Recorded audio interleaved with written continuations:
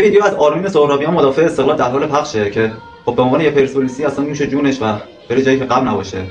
ولی یه سوال، جناب آقای سهرابیان، جدی چطوری توی خوندن آهنگ بانو هایده 3 بار جا موندی؟ یه چیز قفل و خیلی سخته و به عنوان آدمی که خودم سربازم و بابت تتو معاف اعصاب روان گروه هم، شما همین ویدیو رو نشون بدید قطعاً اون کار معافیتت شده. با توجه به این داستان برگردیم به لیگ 15 تایمی که پرسپولیس اوج مسابقات بود و مدعی قهرمانی هم بود به همراه استقلال تهران و استقلال خوزستان.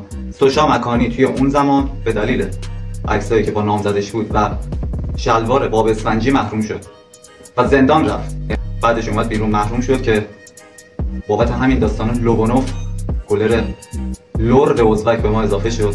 تمام دوستانی که اون لیگو دنبال کردن و یادشونه بازی با گسترش فولاد، این آدم خیلی جدی قبل اینکه توپ بره تو گل ناراحت بود. همون تیم آخرش هم دوم شد. بعدش هم اکتوبری شروع شد. که یه چیز دیگه که خیلی عجیبه، اون زمان هواداره یه سری از تیم‌ها خیلی جدی خواهان محرومیت سوشا مکانی بودن. از توایی اونها که بگذاریم، از چه دورانی گذر کردیم واقعا.